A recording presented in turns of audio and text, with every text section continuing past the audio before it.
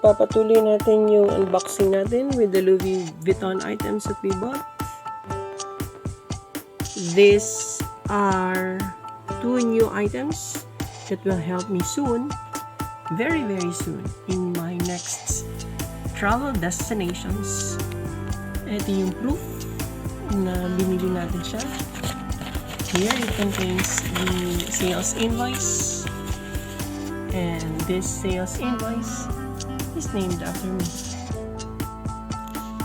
And ito yung description ng binili natin.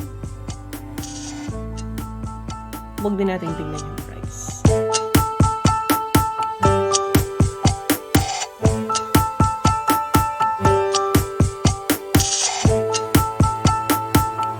Ayaw ko siyang buksan kasi ayaw ko siyang sirain.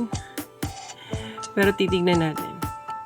So, let's do it this way para at least hindi masira yung ribbon na ginawa nila for me.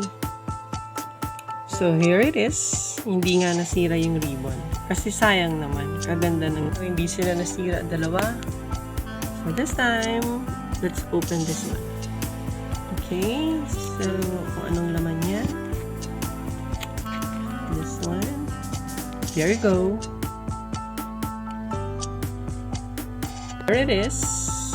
This is my city guide, Louis Vuitton city guide for Bangkok. This time, ito namang isa yung i-open natin. Anong country naman siya? There it is. And this is for Hong Kong. Here it is. This is our Louis Vuitton city guide for Hong Kong. So here they are, guys. 2 new items from Louis Vuitton. I will use this later or soon, very soon in my next adventure.